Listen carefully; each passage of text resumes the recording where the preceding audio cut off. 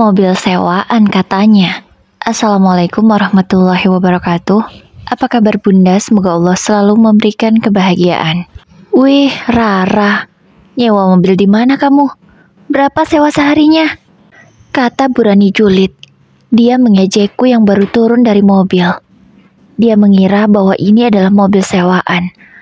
Padahal mobil ini ku beli sendiri, secara cash. Malas sekali untuk menanggapi omongannya. Aku pun tak peduli. Percuma juga kan menjelaskan pada orang-orang seperti mereka. Kamu ditanya malah diam aja. Dijawab dong. Ucap Burani lagi dengan kesal, karena aku tidak menggubrisnya. Apa yang perlu ku jawab, Burani? Emang Burani nanya apa? Tanyaku. Alah, kamu ini pura-pura budek ya? Bilang aja, kamu malu kan? Kalau ketahuan berapa sewa mobilmu ini perharinya? Udahlah Rara, gak usah banyak gaya. Cuma pelayan restoran aja, gaya-gayaan, pulang bawa mobil. Lagian kalau kamu di kota gak sukses, kami juga gak marah kok. Wajarlah, cuma pelayan biasa. Mana mungkin banyak uangnya. Gak perlu kali kamu sampai nyewa mobil. Kalau cuma untuk agar dipandang kamu sukses di sana, kami tahu kok sesusah apa hidupmu. Ibu dan adikmu saja kalau mau makan harus mencari dulu genjer di sawah, baru ada lauk. Terus lihat tuh rumahmu, sudah mau ambruk. Kamu malah gaya-gayaan pakai acara nyewa mobil segala, supaya terlihat wah di mata kami. Gak laku, katanya lagi dengan nada yang semakin ketus. Aku hanya bisa menarik nafasku panjang. Ingin rasanya menjawab dan mengatakan yang sebenarnya. Tapi, tak perlulah. Biar saja waktu yang membuktikan. Aku yakin kok, kalau mereka tahu bagaimana hasil dari kerja kerasku selama ini, mulut mereka pasti akan bungkam dengan sendirinya. Rara, apa setelah kamu merantau ke kota kamu jadi bisu? Gak bisa menjawab omongan orang? Ucap Burani kesal. Karena aku sedari tadi hanya diam saja. Apa yang harus ku jawab, Burani? Kalau ku katakan yang sebenarnya pun, Burani tidak akan percaya kan? Jadi lebih baik aku diam aja. Jawabku dengan santai, sembari mengeluarkan koper dan beberapa hadiah yang kubawakan untuk ibu dan adikku. Kamu ini ya, diajak ngomong sama orang tua gak sopan. Jangan mentang-mentang ya kamu sudah merantau di kota. Terus jadi sombong begini. Cuma pelayan kamu itu. Ingat, jangan sombong. Kata Burani lagi. Kemudian, wanita yang sudah berumur itu segera pergi dari depan rumahku. Nah, gitu kayak dari tadi. Kataku pelan. Assalamualaikum, Bu. Laras, buka pintunya. Ini kakak. Ini aku, Bu. Kataku dengan sedikit berteriak. Karena khawatir kalau salamku ini tidak terdengar oleh mereka. Waalaikumsalam. Kenapa sih harus teriak-teriak? Ibu dengar kok.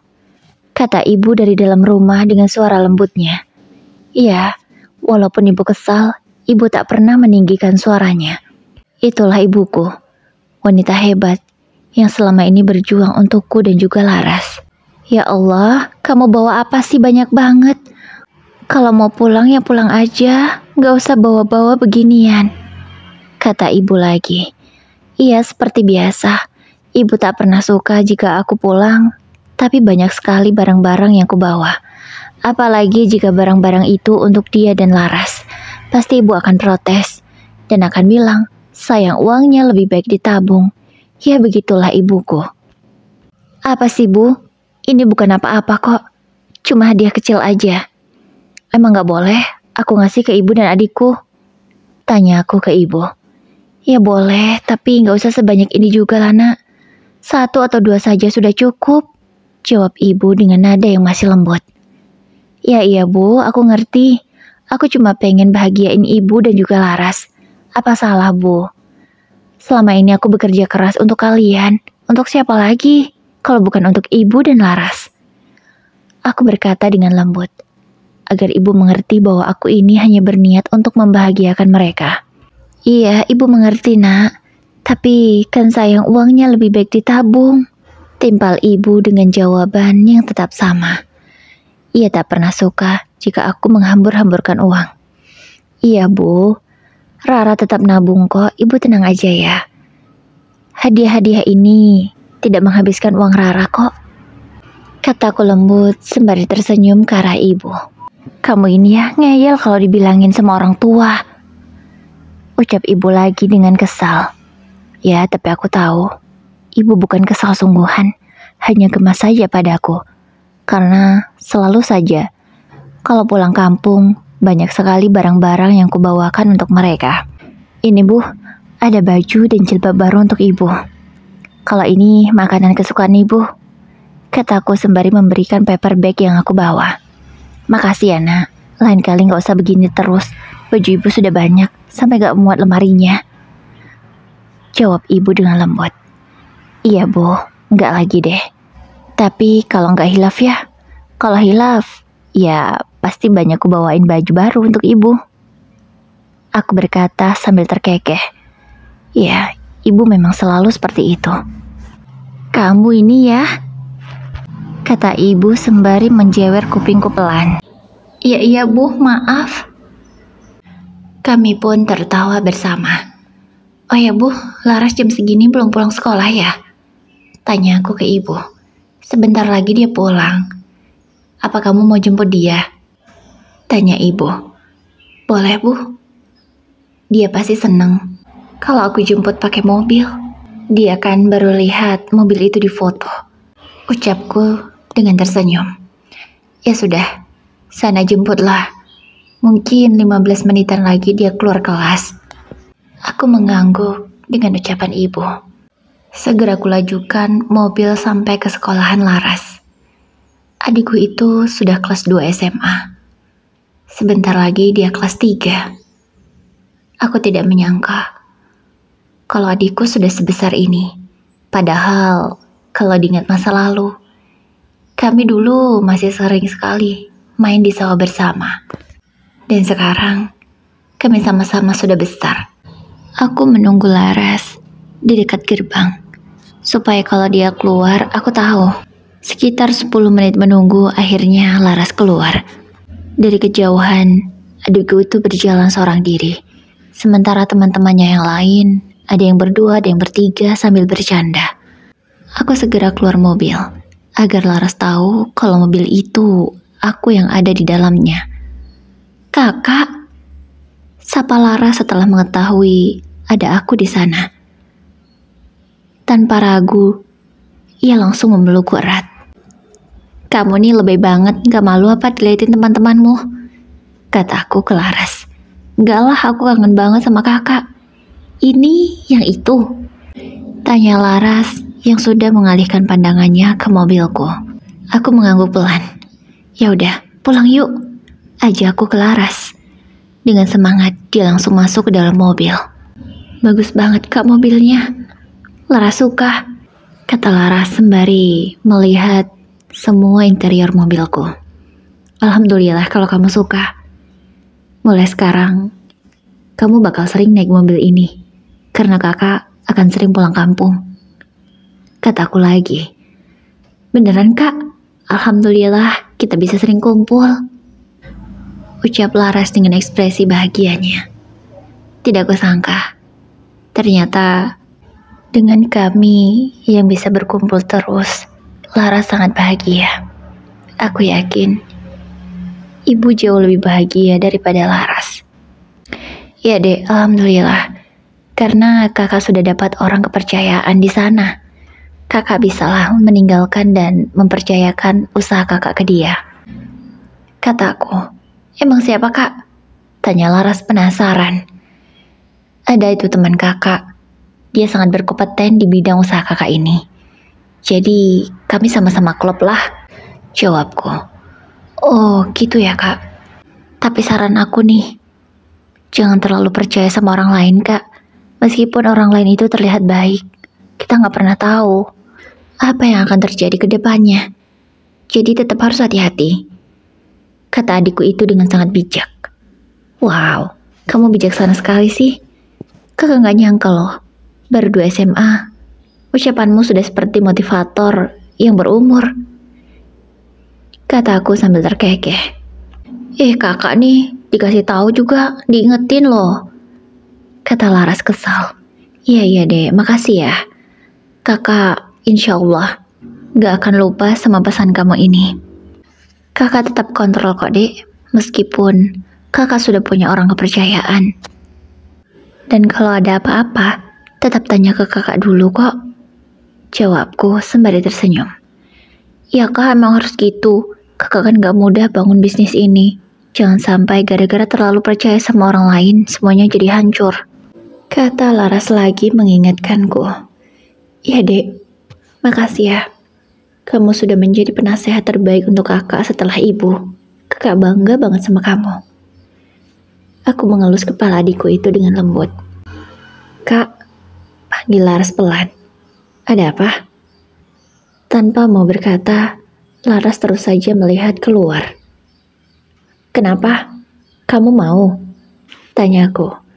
Karena di pinggir jalan ada gerobak penjual gorengan. Iya, adikku itu sangat suka sekali gorengan, terutama pisang coklat. Aku jadi teringat dulu saat kami masih kecil. Makanan sederhana itu tak mampu kami beli, karena memang ekonomi sangat sulit sekali. Laras mengangguk pelan. Mungkin dia malu untuk memintanya padaku. Kalau kamu pengen apa-apa, ngomong aja ya dek. Insya Allah kakak bisa turutin. Tidak seperti dulu. Saat kamu minta pisang coklat harga 1.000 aja, kakak bilangnya, besok ya kalau kakak ada uang. Padahal kakak gak kerja, dari mana punya uang? Kataku, kemudian tertawa cukup keras. Karena menurutku itu sangat lucu sekaligus menyedihkan. Segera aku berhentikan mobil dan kami turun. Kami membeli pisang coklat sesuai dengan keinginan Laras. Pisang coklatnya besar-besar, dan di atasnya diberi topping sesuai selera. Laras meminta topping matcha dan stroberi kesukaannya.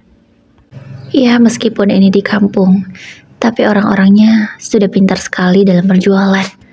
Mereka berkreasi sesuai dengan perkembangan zaman. Setelah mendapatkan apa yang Laras mau, kami langsung pulang. Pasti ibu sudah menunggu.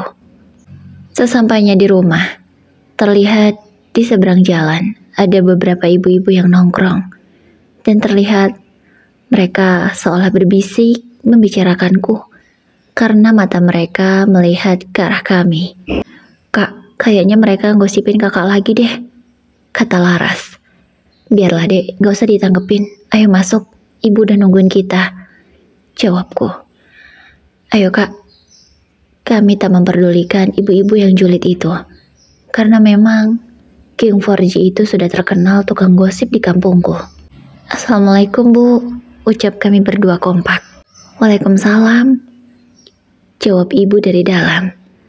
Kami langsung masuk karena memang pintunya terbuka. Kalian kok lama banget sih? Mampir kemana dulu? Tanya ibu. Ini bu, beli ini, kata Laras sembari menunjukkan jajanan yang dia beli. Ya ampun, kakak kamu lo sudah banyak bawa makanan, malah beli lagi, kata ibu ke Laras. Laras langsung menunduk. Mungkin dia takut dan merasa bersalah. Gak apa-apa bu, cuman pisang coklat ini.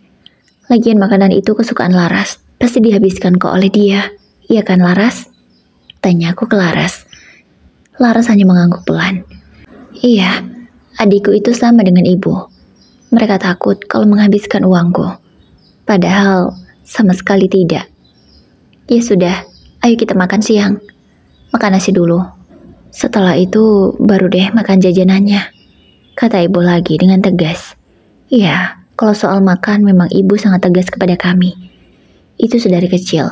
Ya walaupun dulu kami hanya makan sepotong tempe rebus atau dengan garam saja.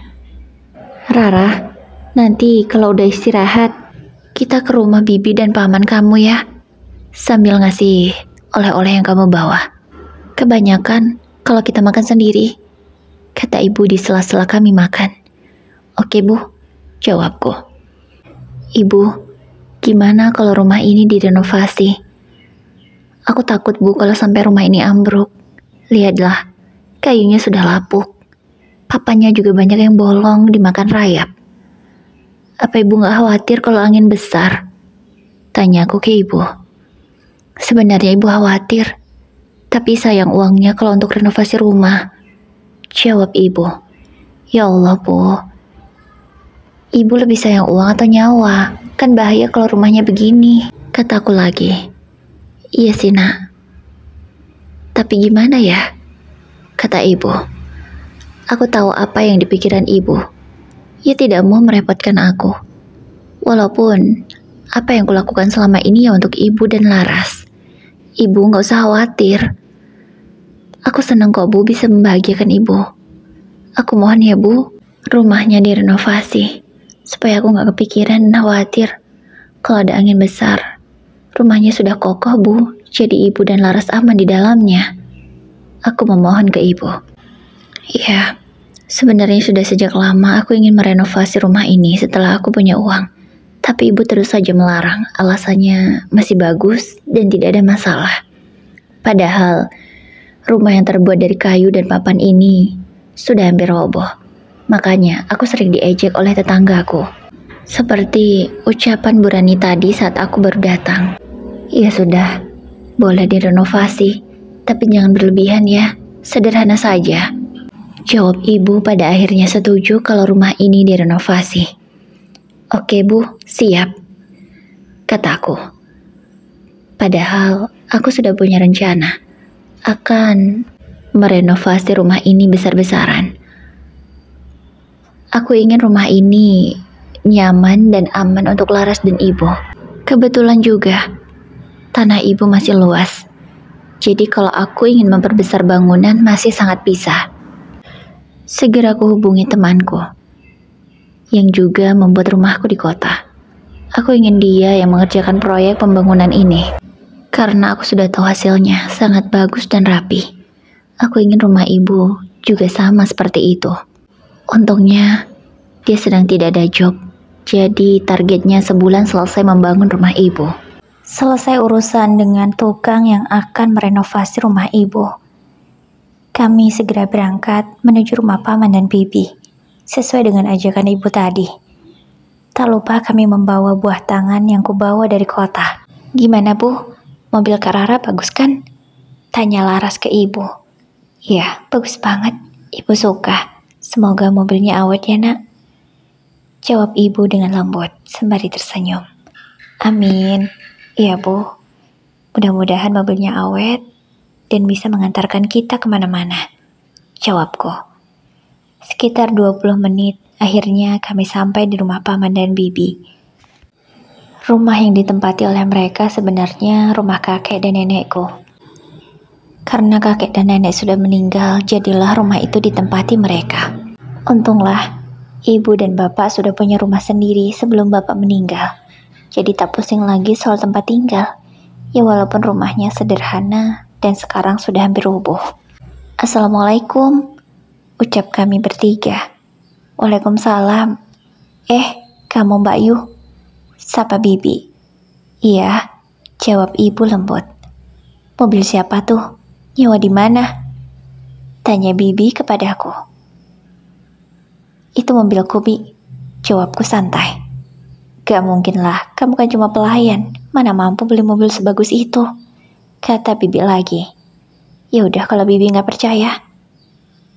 Jawabku malas.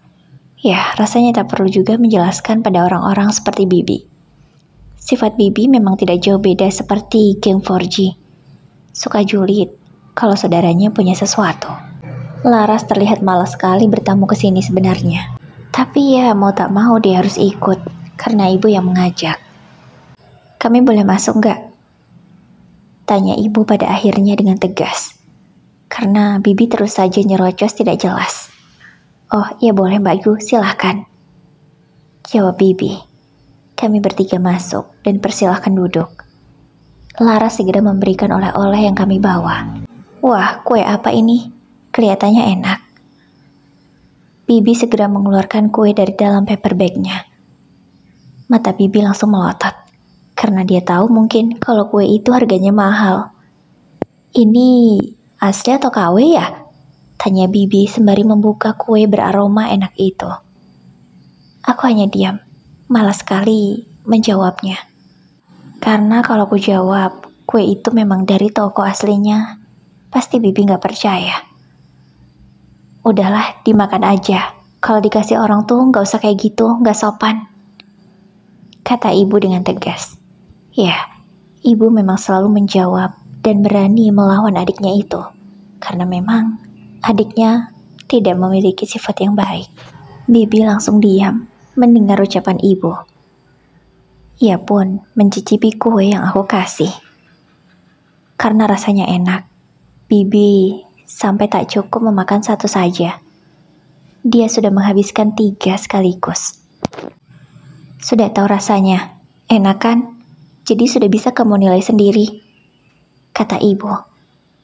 Iya Mbak Yu, maaf ya, jawab Bibi. Dek, maksud kedatanganku ke sini selain ingin berkunjung dan bersilaturahmi, aku juga ingin minta uangnya, kata ibu yang membuatku bingung. Uang apa yang ibu maksud? Ya ampun Mbak Yu, belum ada loh uangnya. Kalau sudah ada, pasti aku bayar kok, jawab Bibi dengan suara ketus. Sepertinya Bibi tidak suka ketika ibu meminta uang. Maksudnya uang apa ini Bu? Tanyaku ke ibu karena aku memang tidak tahu. Ini loh, uang yang selama ini kamu kirim ke ibu, dipinjam oleh bibimu ini. Berapa Bu? 50 juta. Astagfirullah, jadi semua uang yang aku kirim ke ibu dipinjam oleh bibi? Tanyaku lagi memastikan. Ibu mengangguk. Ya sudah Bi kalau gitu, cepat balikin. Soalnya kami mau renovasi rumah ibu, ucapku dengan tegas ke bibi. Apa, mau renovasi? Kenapa direnovasi? Bukannya rumah itu masih bagus? Jawab bibi. Masih bagus apanya Bi? Rumah itu udah mau roboh. Makanya, aku mau minta uangnya untuk renovasi. Aku takut jika ada angin besar rumah itu roboh. Bahaya untuk ibu dan Laras, ucapku lagi dengan tegas. Iya, orang-orang yang susah ditagih hutang memang harus ditegasi. Ada apa Bu? Tiba-tiba paman keluar. Ini loh, Mbak Yu minta uang yang 50 juta itu. Padahal kan cuma 50 juta, gak seberapa, kata Bibi ke suaminya. Ya sudah Bi, kalau memang gak seberapa, cepat dong balikin sekarang. Kami butuh untuk renovasi rumah. Bagi kami uang 50 juta itu sangat besar, kataku. Ya ampun, kamu itu lebih banget Rara. Cuma jadi pelayan restoran aja, kamu sombong banget. Aku hanya bisa nyengir mendengar ucapan Bibi. Kenapa lagi-lagi dia bawa-bawa profesiku? Emang kenapa Bi? Kalau aku cuma pelayan restoran. Buktinya, aku bisa tuh kasih uang ke ibu sampai 50 juta. Dan malah Bibi pinjam. Dan sekarang ditagih malah gak mau balikin. Pada akhirnya, aku nyeplos seperti ini. Rasanya sudah greget dengan kelakuan Bibi dan paman. Ya sudah. Kalian ini ya, kalau kesini cuma mau buat ribut, mendingan gak usah kesini, kata Bibi ketus. Siapa yang mau buat ribut, Bi? Bibi itu yang mancing emosi, ucapku lagi. Udah Bu, kita minta uang aja ke Nindi. Dia kan bisa minta uang ke pacarnya, kata paman. Oh iya, ibu sampai lupa Pak. Kalau Nindi punya calon suami yang kaya raya. Ya, kita minta ke Nindi aja. Kebetulan tuh, anaknya udah pulang kerja, ucap Bibi dengan bangganya. Karena anak kesayangannya itu baru pulang kerja dengan menggunakan seragam coklat.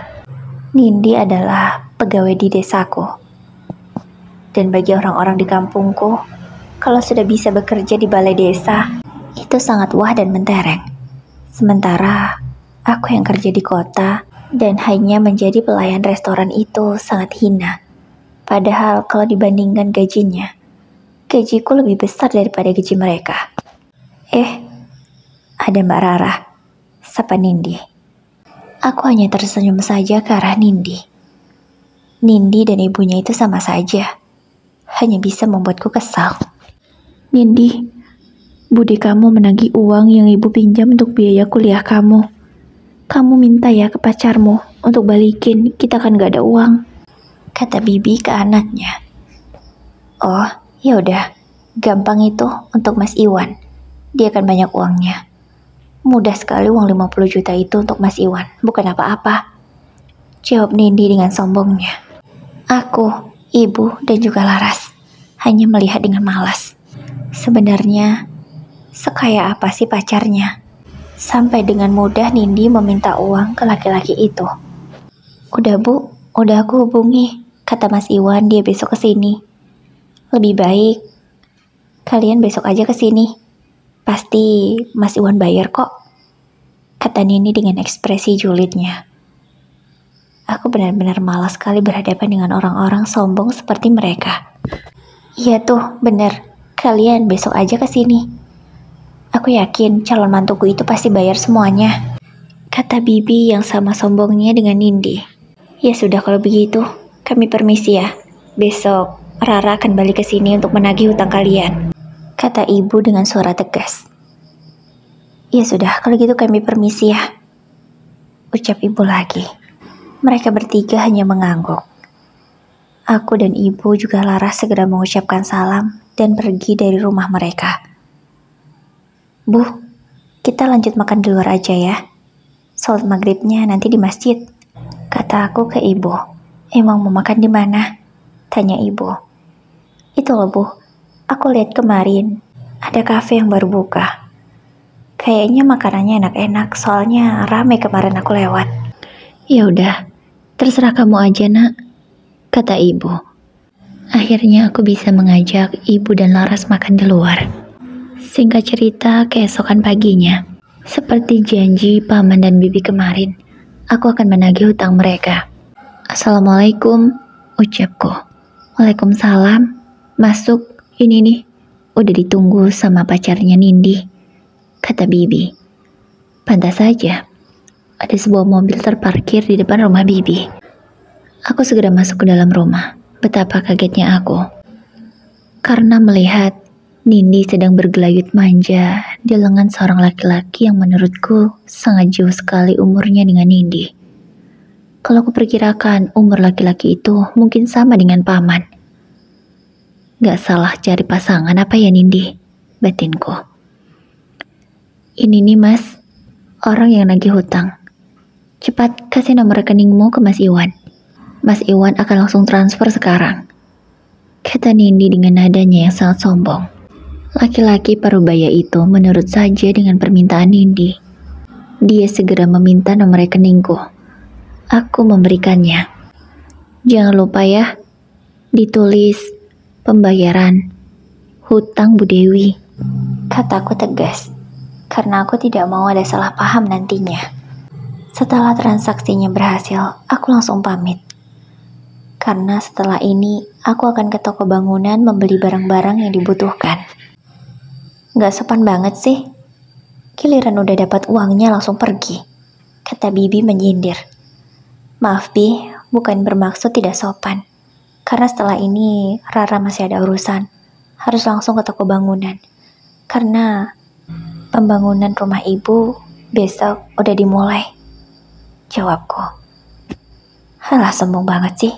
Yaudah, sana deh, kata Bibi sambil memutar bola matanya malas. Ketika aku akan memasuki mobilku, tidak sengaja telinga ini mendengar pacar Nindi yang laki-laki parubaya itu mengatakan bahwa mobilku ini mahal. Ya, percuma juga mobil mahal Mas kalau cuma nyewa. Mendingan juga mobil kamu punya sendiri, kata Nindi dengan bangganya. Masa iya sih mobil itu nyewa? Beneran ya mobil itu nyewa? Tanya laki-laki bernama Iwan itu. Ini mobilku sendiri. Aku belinya secara cash, ucapku tegas. Ya, aku tidak ingin lagi dihina oleh mereka. Malas juga berdebat. Percaya atau tidak ya terserah. Gak mungkin lah Mas, kata Nindi lagi tidak percaya. Tapi kayaknya gak mungkin juga mobil mahal begini disewakan, kata Iwan. Apa iya begitu Mas? Tanya Nindi dengan pelan tapi masih bisa kudengar. Karena malas meladeni mereka, akhirnya aku pergi dan menuju toko bangunan. 1 jam urusanku selesai di sana. Aku segera pulang, karena setelah ini kami harus segera mencari kontrakan untuk tempat tinggal sementara waktu. Karena renovasi rumah ibu kurang lebih membutuhkan waktu 1 bulan sampai 1,5 bulan. Sesampainya di rumah, "Bu, Laras, ayo kita cari kontrakan, karena kan lumayan lama renovasinya," kataku ke mereka. "Iya nak, ayo," jawab ibu. Laras pun mengikuti saja. "Kita mau cari kontrakan di mana ya, Bu?" "Rara nggak tahu nih kontrakan yang dekat sini," tanya aku lagi ke ibu.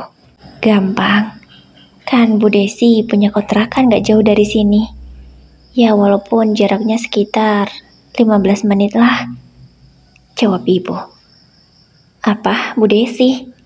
Aku sedikit terkejut, karena Bu Desi adalah salah satu anggota geng 4G. "Ibu yakin mau ngontrak di rumah dia?" tanyaku memastikan. "Ya emang kenapa Tona?" tanya ibu. "Ya ibu kan tahu mereka itu biang gosip. Nanti malahan dituduh aneh-aneh pula kita," ucapku ragu. "Biarlah nak dituduh aneh-aneh, yang penting kan kita nggak aneh-aneh," ucap ibu dengan santai. Kalau sudah begini, aku yakin dan nurut saja ke ibu. Kami segera menuju rumah Bu Desi untuk mengontrak rumahnya.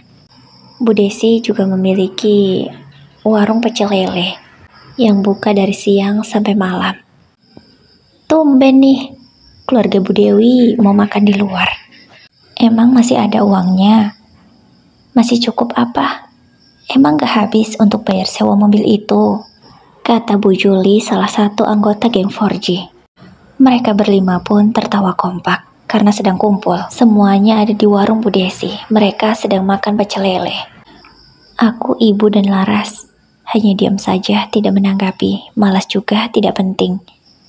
"Enggak kok, kami kesini bukan mau makan, tapi mau sewa kontrakannya Bu Desi," jawab ibu. "Loh, kenapa sewa kontrakan? Jangan-jangan rumah Bu Dewi kejual ya untuk bayar hutang-hutang Rara?"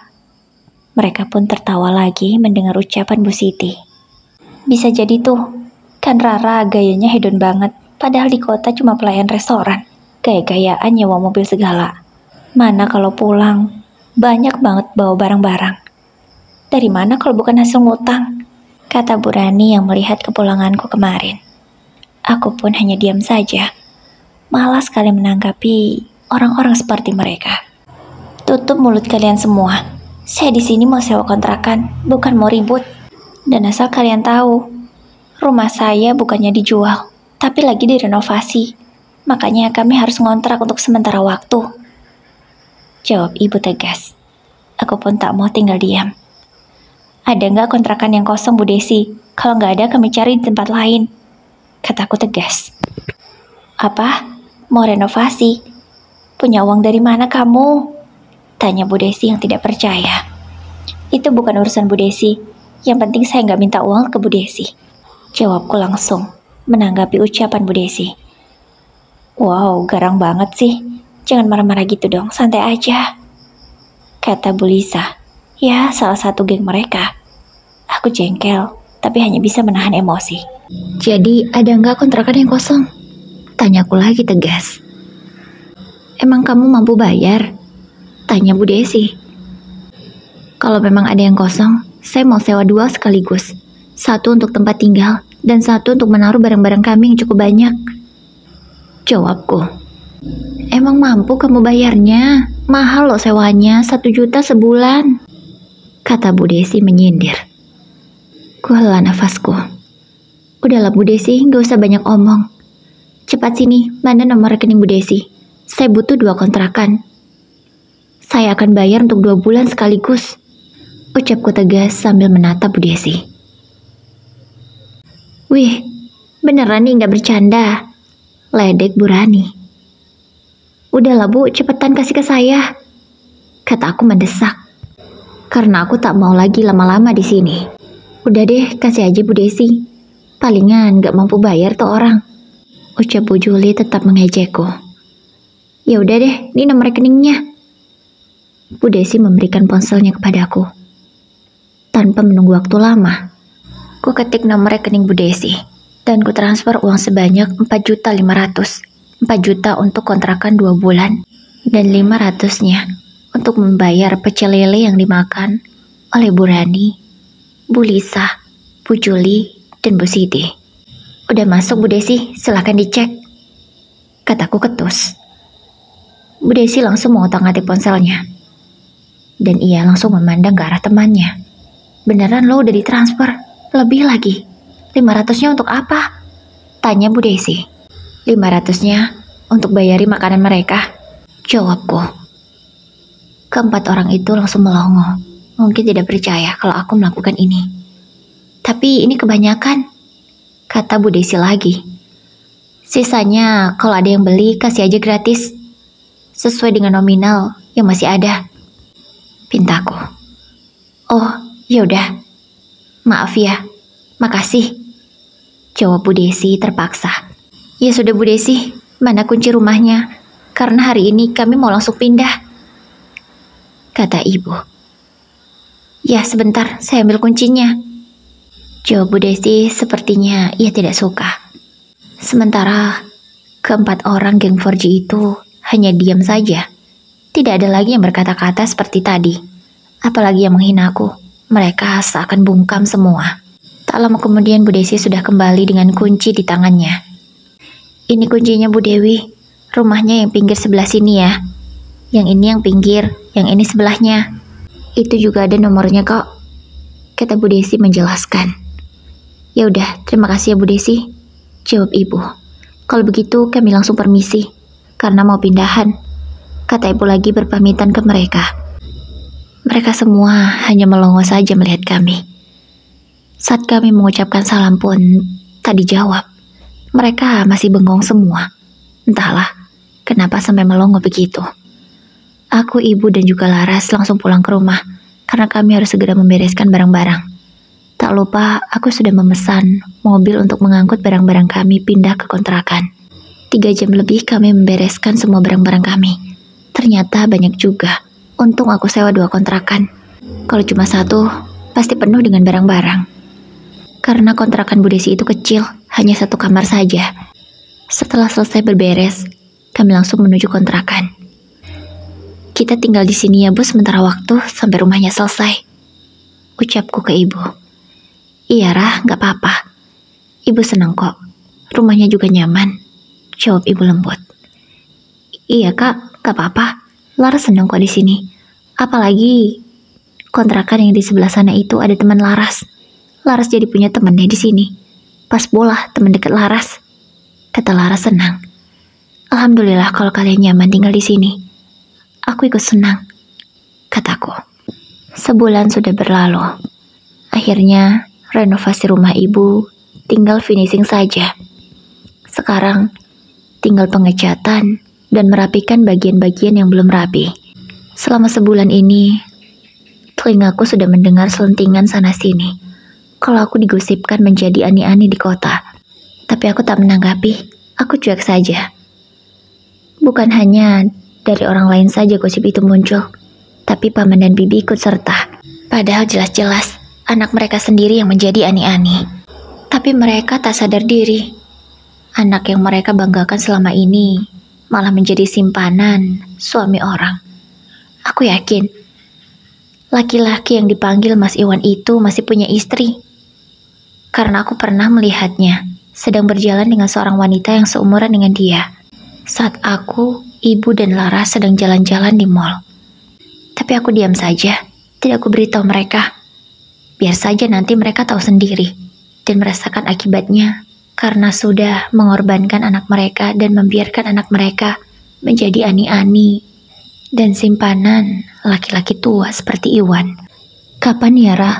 Rumah kita selesai direnovasi? Tanya ibu. Seminggu lagi kayaknya Bu, tinggal finishing aja, jawabku. Lama ya masih, ibu udah gak sabar. Mau pindah ke rumah kita lagi, kata ibu. Iya Bu, sebentar lagi kok, gak lama. Ini tinggal ngecat aja sama ngerapiin bagian-bagian yang belum rapi. Setelah semua itu selesai, kita bisa pindah ke rumah kita lagi Bu, ucapku sembari tersenyum. Oh ya Bu, besok Aku mau ke kota ya, karena ada urusan yang harus aku selesaikan. Izinku ke ibu. Iya nak, kamu hati-hati ya.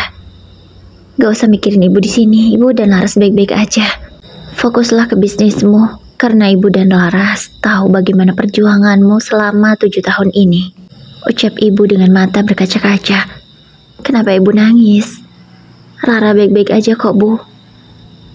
Alhamdulillah, semua yang Rara dapat juga karena doa ibu dan juga Laras.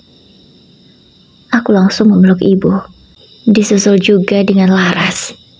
Malam itu, kami bertiga menangis bombay karena terharu mengingat perjuangan selama ini. Udah abu, gak usah nangis-nangisan. Kita tinggal menikmati hasilnya sekarang. Jangan sedih-sedih lagi ya bu. Aku segera mengusap air mata ibu.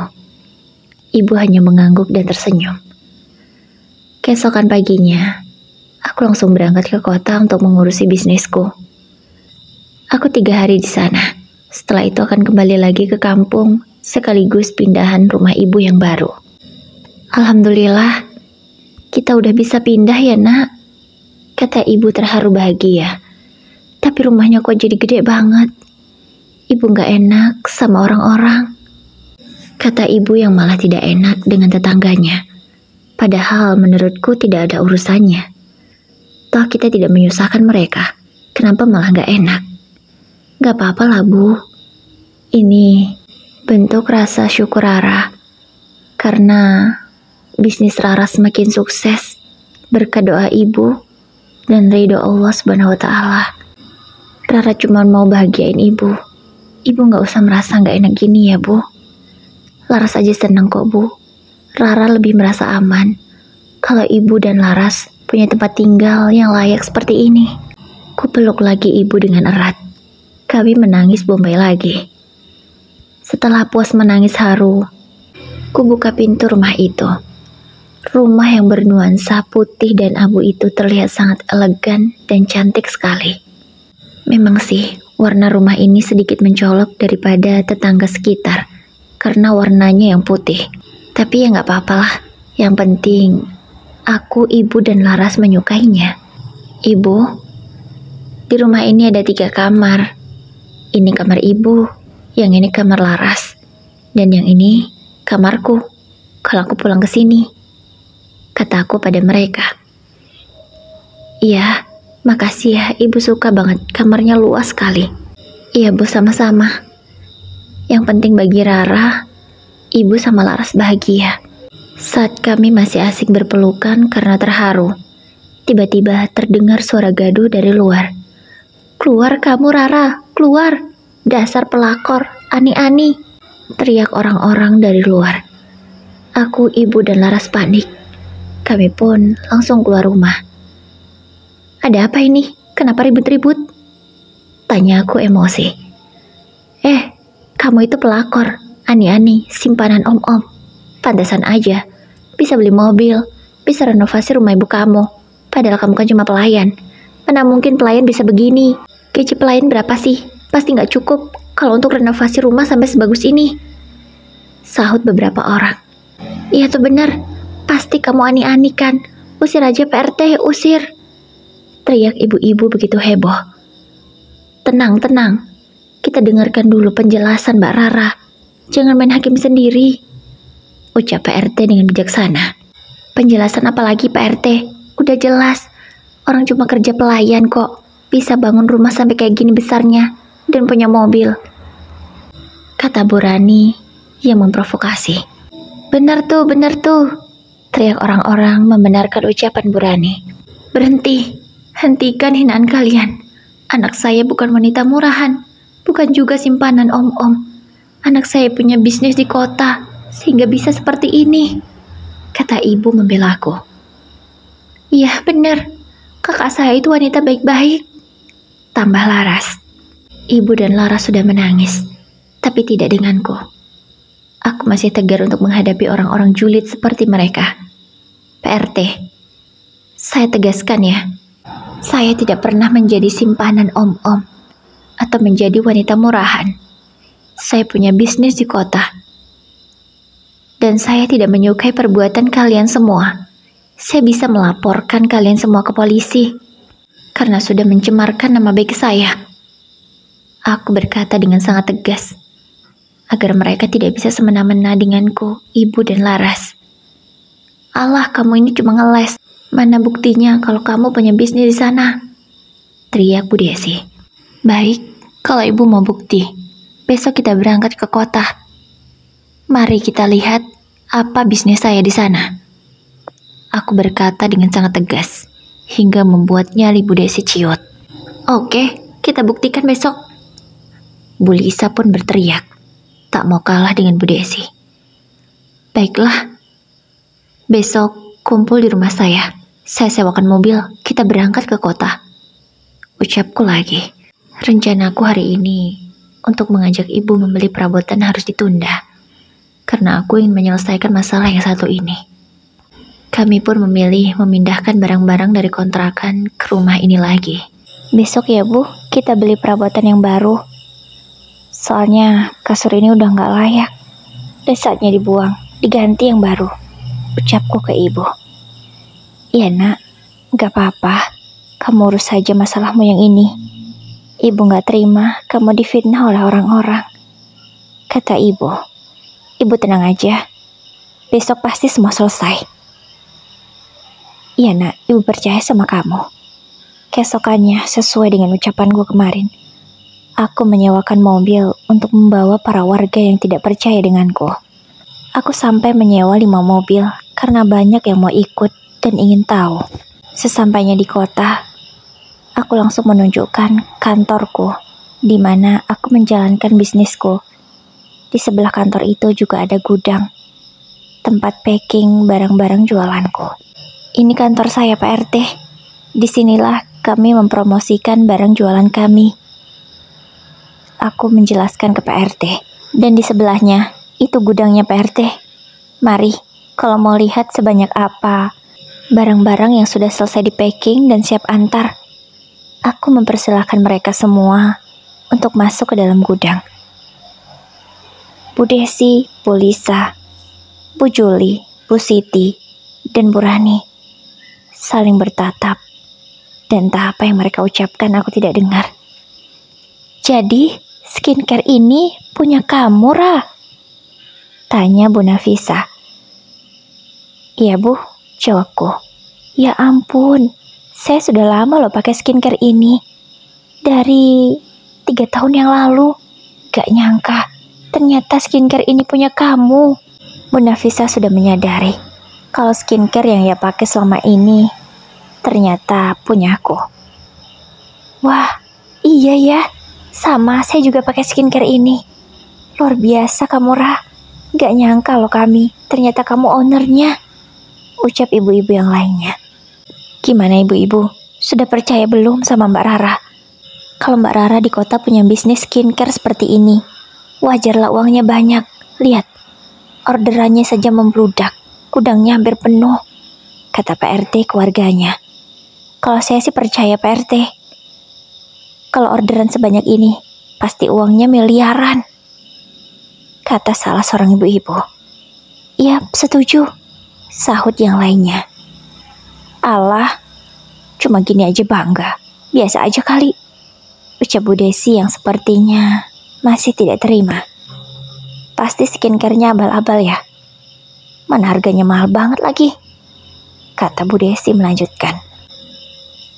Insya Allah skincare saya aman dan sudah BPOM, jawabku tegas.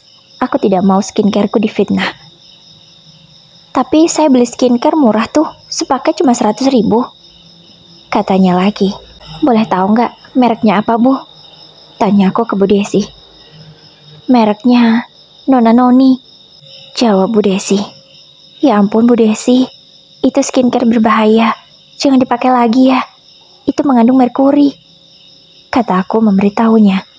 Gak mungkin, saya sudah lama loh pakai, buktinya muka saya bagus-bagus aja tuh, katanya tidak percaya. Ya sudah, kalau Bu Desi tidak percaya, kalau misalkan nanti muka Bu Desi rusak, jangan salahkan saya ya, karena saya sudah mengingatkan, ucapku.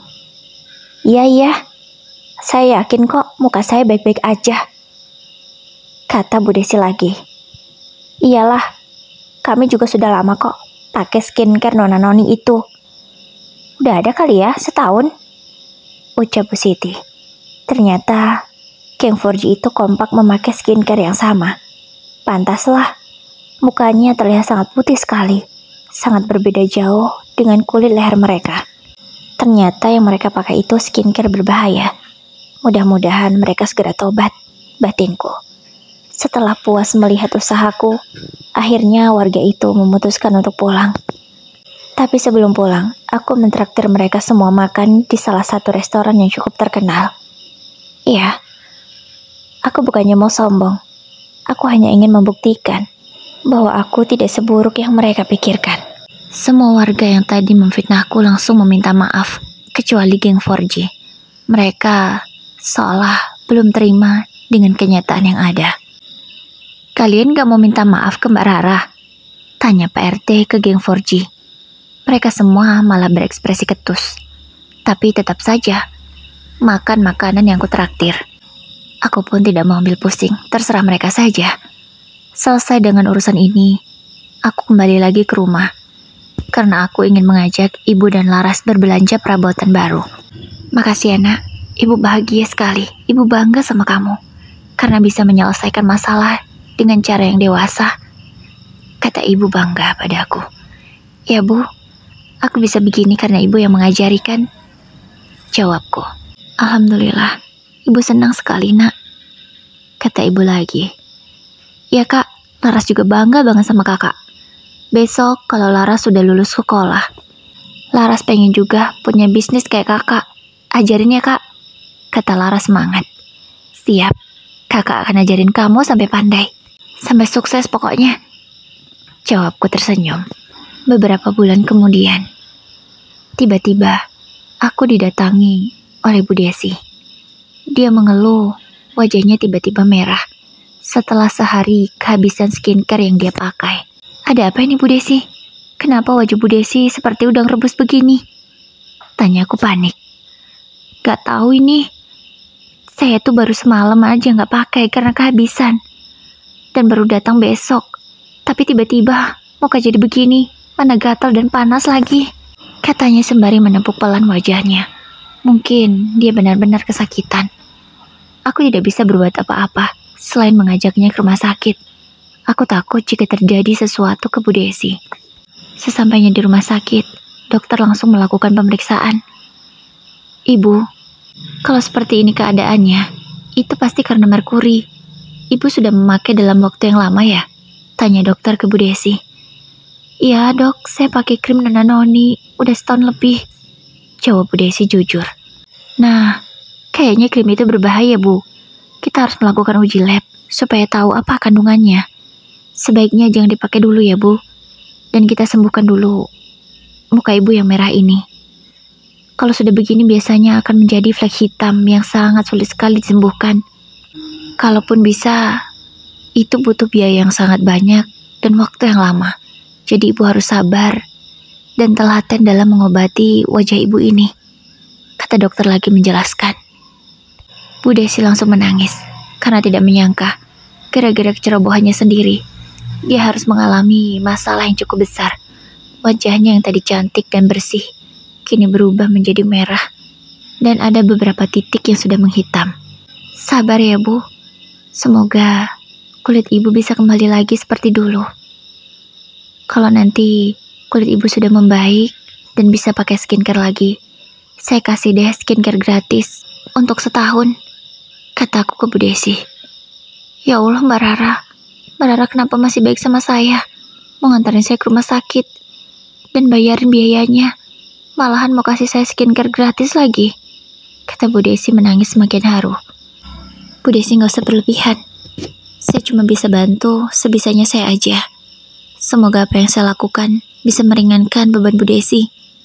Kataku lagi. Tapi saya sudah sangat salah ke Mbak Rara. Saya sering menghina Mbak Rara bersama teman-teman saya. Katanya lagi merasa bersalah.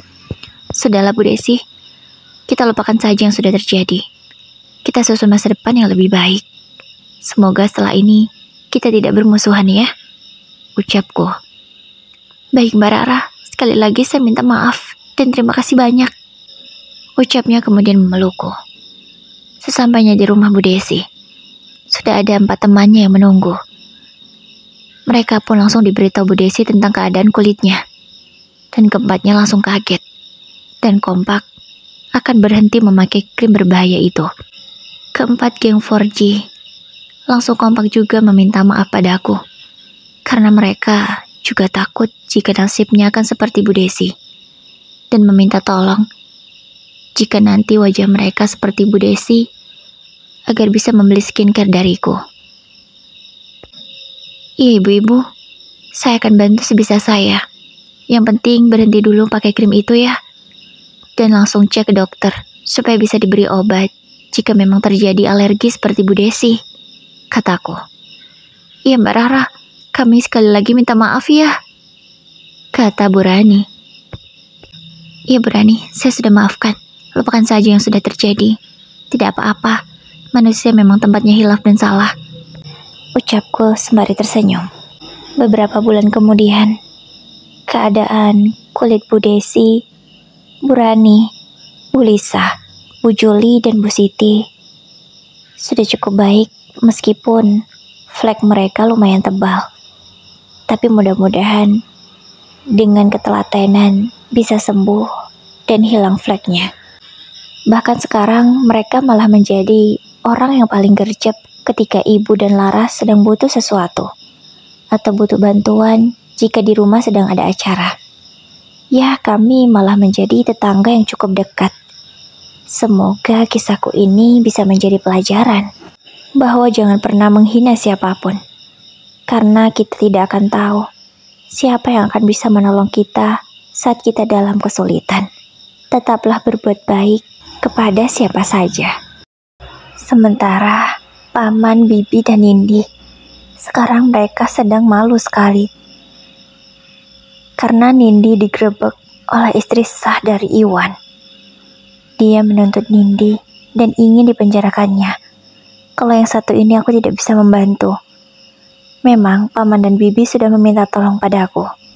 Tapi kalau untuk ini, aku benar-benar tidak bisa menolong mereka. Karena seharusnya Nindi mempertanggungjawabkan apa yang dia perbuat. Dia sudah tahu loh, si Iwan itu punya istri. Tapi karena uang, dia memilih diam dan menerima saja Iwan. Yang penting uang terus mengalir di dompetnya. Gila memang, tapi itulah kenyataan. Dan semua orang yang ada di kampungku menghina Nindi dan juga keluarganya. Tapi aku tak tinggal diam. Aku katakan pada mereka semua, jangan menghina orang lain seperti ini, karena kita tidak tahu masalah apa yang akan kita hadapi ke depan. Bisa jadi masalah ini menimpa salah satu dari keluarga kita. Jadi tetaplah hati-hati dalam berucap, karena mulutmu adalah harimaumu. Para warga yang terus menghujat dan menghina Paman, Bibi, dan juga Nindi langsung terdiam. Sebagian dari mereka ada yang setuju, ada juga yang tidak. Namun memilih bungkam karena tak bisa menjawab lagi omonganku. Sekali lagi semoga kisah ini bisa menjadi pelajaran agar kita menjauhi perbuatan-perbuatan yang tidak baik yang bisa merugikan diri sendiri.